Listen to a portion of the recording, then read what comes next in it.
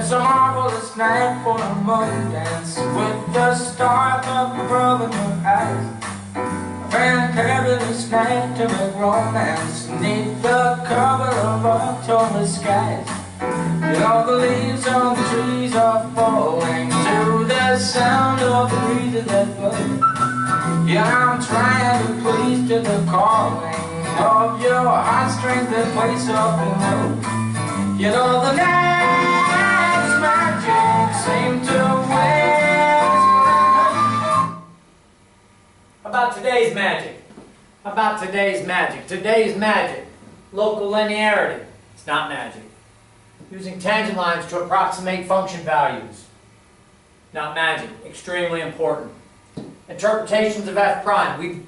We have looked at interpretations of f prime. We have done this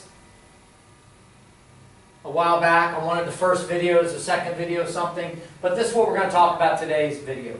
Okay, first thing I want to talk about is local linearity.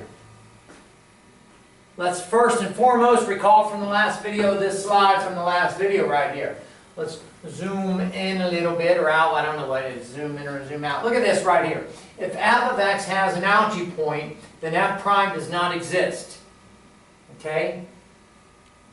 What does local linearity mean?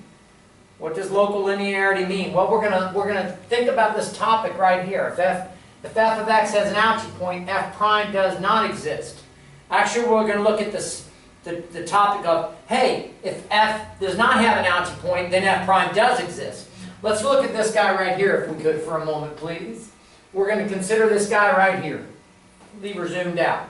F of x is equal to x to the 2/3. We're going to look at that with the graphing calculator, which is right here.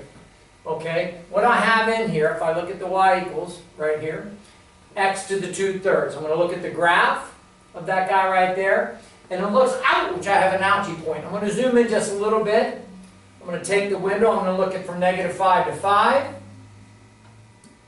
5.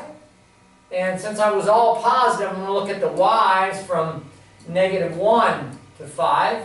And now I'm going to look at the graph, and it's going to appear even to be ouchier. More pointy. Bam! Bam. Oh, that's a nice point right there, Mr. Charleston, when it is. Ouch, ouch. So this graph, y equals x to the 2/3, simply has an algae point.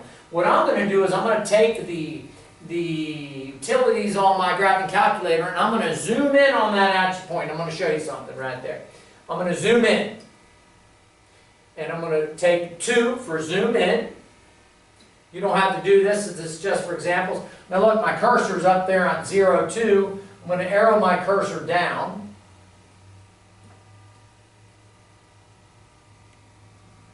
Towards right there at that algae point. I'm going to push enter. Look what happens. There comes the algae point right there. Bam. Looks basically like the same graph, does it not? Still curvy. And now my cursor is going to point. I'm going to move my cursor down just a little bit. Okay. And I'm going to zoom in again. I'm still in the zoom in mode. I'm going to zoom in again. Here it comes, here it comes. Still algae, correct? Still algae, yes. And I'm going to tell you, you could keep on doing this, keep on zooming in. The graph is not going to change. It's always going to be pointy. That means this graph at x equals 0, at that 0, this graph does not have a local linearity. Whoa, whoa, whoa, whoa. Let's look at a graph that does have local linearity. Well, we can look at this graph anywhere else. Local linearity means the graph is smooth. Algae point is not smooth. Let's go back to our regular graph. Let's go to zoom 6. Go back to our regular graph. There's a -10 to 10, 10 by 10 window, we call. Okay, or 20 by 20, whatever. And I'm going to take any other point on the graph except at x equals 0. Let's go at x equals 3. And I'm going to zoom in again, just like I did. And I'm going to zoom over, I'm going to zoom in, 2. And I'll move my cursor over this time. I think I'll just, I'll go into Z3, just like I said. I'm going to zoom over to where x is about 3, and I'm going to go up to where the graph, close to the graph. Okay.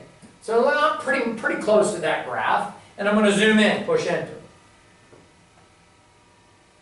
Okay, this is part of that graph when x is equal to 3, okay, which is right there. I'm going to go up on the graph because I was a little off the graph. I'm going to zoom in again.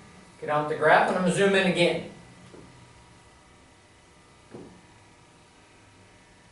It's not magic, ladies and gentlemen. Believe you me, that graph, the original graph it would look like, was not a line. Was not a line. But look at that. Oh, it sure looks like a line there, doesn't it? Let's zoom in one more time. That absolutely positively looks like a line. That means that graph, y equals x to the 2/3, has local linearity, because right at any other point, it has local linearity at 3. It actually has local linearity anywhere except at x equals 0.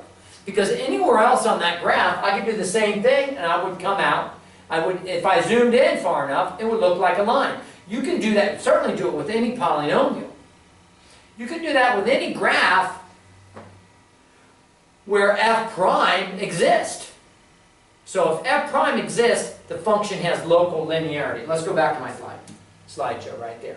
This has local linearity anywhere except x equals 0. Why is that important? Why is that important, ladies and gentlemen, boys and girls? I don't know. This is why. Best fit. Well, better not go best fit. Let's go to 100% right there. That explains local linearity. Yes, it is. Why is it important? Because I can use tangent lines to approximate function values, and that's what I'm going to do right now. Tangent lines are slope of tangent lines are the derivative, and what I'm going to do, if the derivative exists, it's local linearity. If the derivative exists, I can create a tangent line.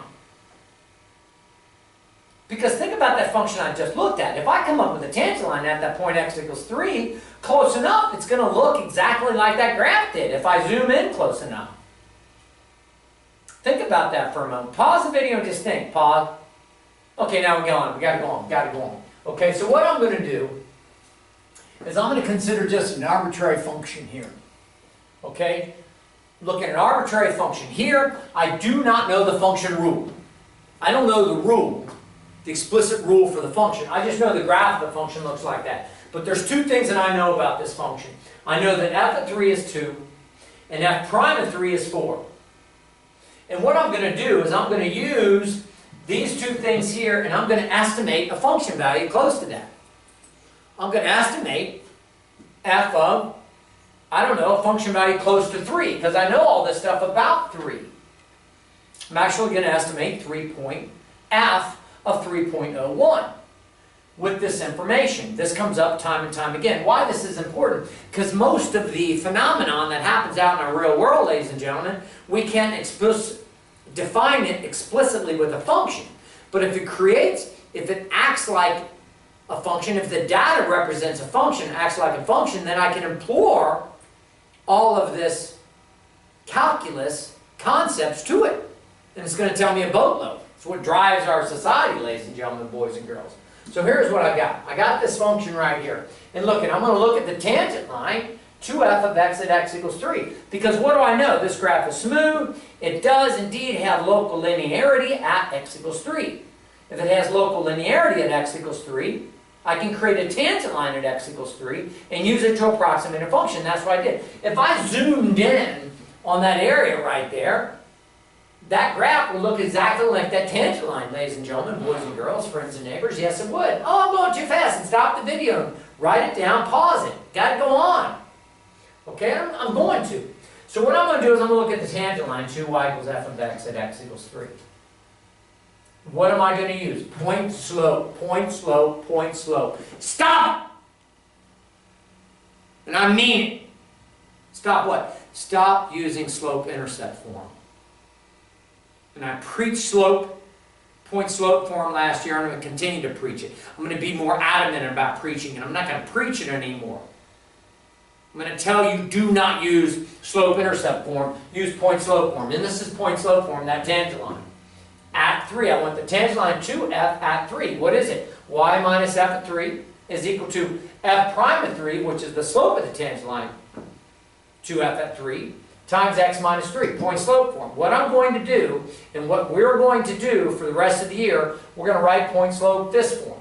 Y is equal to f of 3 plus f prime of 3, x minus 3. That's the tangent line. 2f at x equals 3. You have to have the whole thing, because I can do tangent lines anywhere. This is the tangent line 2f at 3. And now put in the values that I know. I know f of 3 is 2. Bam, put it in there. I know f prime of 3 is 4. Bam, put it in there. So this is the equation of the tangent line. Y is equal to 2 plus 4 times x minus 3. And we're going to call this baby, let me go back here a minute.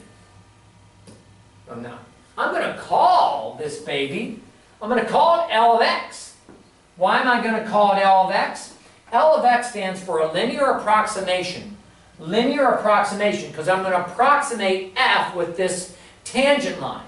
But I need some notation for this tangent line. This tangent line we're going to call it L of x.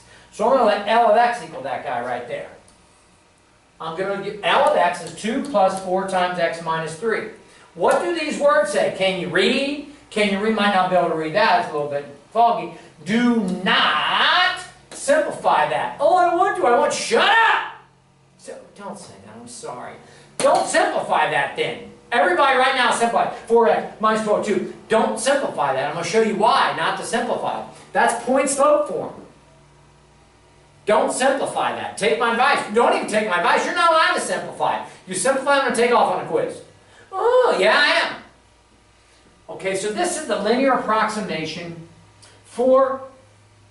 A linear approximation is the same thing as a tangent line. So this is the linear approximation to that arbitrary function f of x at x equals 3.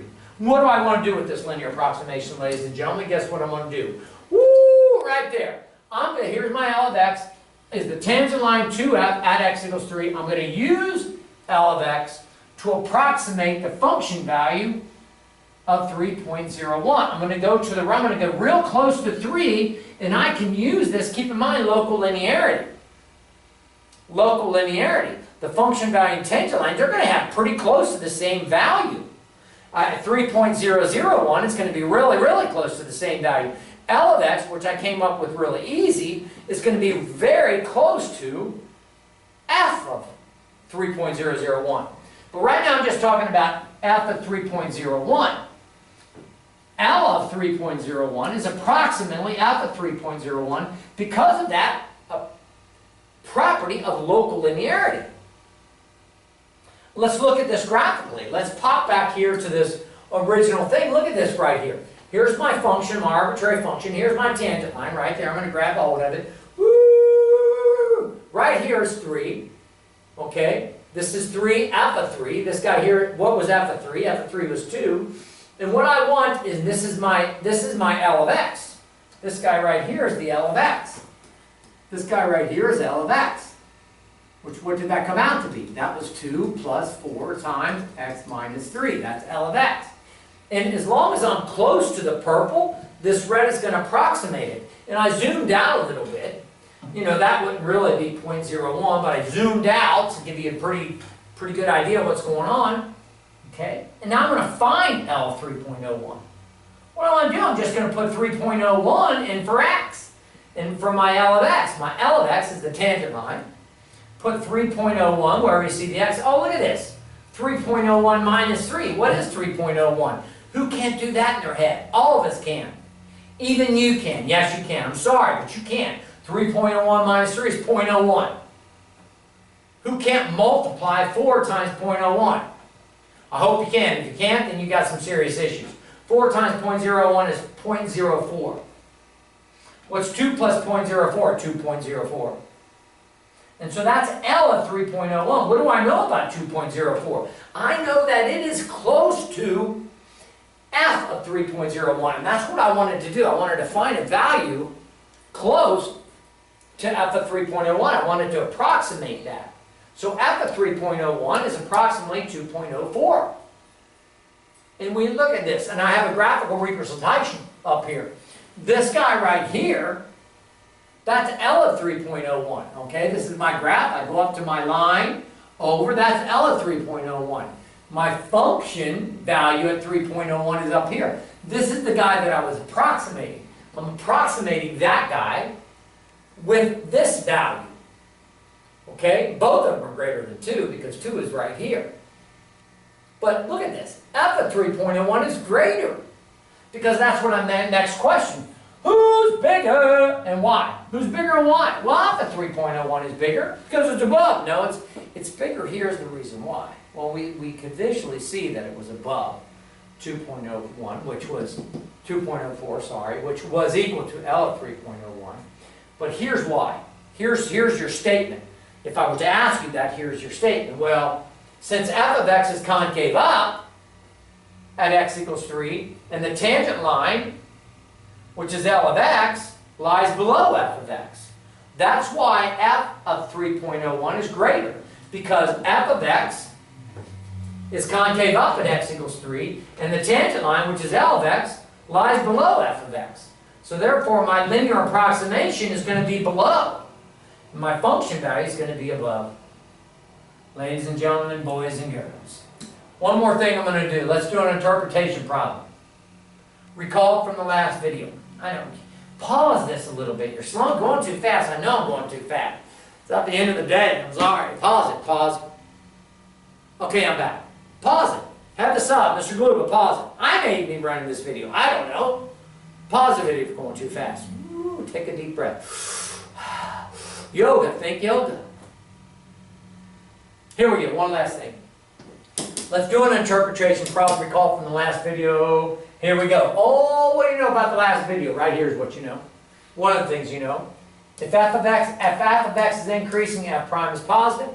If f of x is decreasing, then f prime is negative. That's important for the homework set that you have tonight and the linear approximation stuff. Okay? So why are we going to use this? Where are we going to use this? Right here. Here's a problem. The weight W in pounds of a child is a function of his or her weight, of his or her age, sorry. The weight W in pounds of a child is a function of his or her age, A, in years, i.e. W is equal to F of A. W is equal to F of A. Here's the 3 questions I'm going to ask you about this particular problem, this particular statement. Do you expect F of A to be positive or negative? Question number 2, what does F of A equal 45 tell you? Discuss units. And what does F prime of A equal 4 tell you? Discuss units. So those are my 3 questions about this particular, think about that. Weight of a child is a function of his or her age. Whoa, whoa, whoa, whoa, whoa. Here's my first suggestion, ladies and gentlemen, boys and girls. Here's my first suggestion. Sketch a possible graph, or at least the grid, of this problem as an aid. And here it is. If I were to graph this, I don't know what the graph would look like exactly, but here, my horizontal, if I'm going to go W is equal to a function of A is going to be the horizontal, ladies and gentlemen, boys and girls, and W will be the vertical over there. Right? Yes. So if this is the case, think about this. Vertical is pounds, the horizontal is years. Remember what I said? It was either on the first video or second video, I don't know, but remember what I said about the units? Because eventually, I'm going to come down here. Ah! Sorry. What does F prime of A equal 4 tell you? Discuss the units. I need the units of F prime.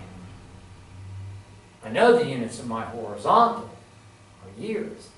Vertical is, pounds.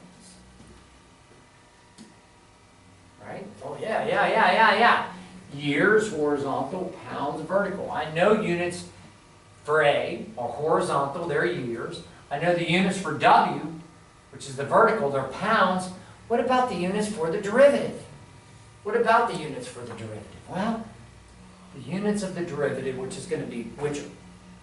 are going to be very important, ladies and gentlemen, the units of the derivative are always the units of the vertical divided by the units of the horizontal. I've told you that before. So the units of f prime of a this time are going to be pounds per year. And here are the answers to that question, ladies and gentlemen, to that problem. A, to expect f of a to be positive or negative. What does f of a equal 45 tell you? Discuss units. What does f prime of a equal 4 tell you? Discuss units. Here's the answer to A. F prime of a you would think would be positive, would you not? Of a child, not of an adult. Well, in my case, it's an adult also, but there's going to be a time in your adulthood that you're going to hopefully level off in weight. But if you're a child, what's going to happen? You're going to increase your weight. Your weight's going to continue to increase. If your weight's going to continue to increase, what's going to happen? F prime is going to be positive, remember? F increasing, F prime positive. So F prime is positive since a child's weight increases as time increases, ladies and gentlemen. Duh. Okay, you can actually sketch one of these things. They'll say, hey, give me a possible sketch. Here's the answer to B. F of 8 is 45. At 8, what does that mean? At 8 years of age, the child weighs 45 pounds. And I've used the units. At 8 years, the child weighs 45 pounds. F of 8 gives you a function value. What do you put into the function value? The horizontal was years. The output, the vertical, was pounds. Hey, what about f prime of 8 is 4? What does that mean? Well, what does that mean? First of all, f prime of 8 is equal to 4. What about the units? The units, vertical divided by horizontal, pounds per year. What does this say? At age 8, the child's weight is increasing 4 pounds per year. That's what it means. At age 8, the child's weight is increasing 4 pounds per year, ladies and gentlemen, boys and girls. Easy enough, right? Let's put one little addendum to help you out on some of these assignments. Hey, give me an approximation for f of 9. Well, f of 9 is 49. Where did you get that? Well, think about that. Isn't f of 9 going to be f of 8 plus another year's worth of pounds? Yes. And at 8, it's increasing 4 pounds a year, so an approximation, thank you very much, for f of 9 is going to be f of 8, what he was, which is 45 plus 4, 49. You're flat going to have to watch these videos again. Maybe, at least maybe twice. I would say 50% of you are going to have to watch these videos again. And that's what's nice about having these videos, ladies and gentlemen. I popped through this one pretty quick. Keep in mind, you have the ability to pause, to write, to think, and you have the ability to watch the lesson more than once. So please, watch the lesson more than once. I will catch you soon. You know, the sun seems to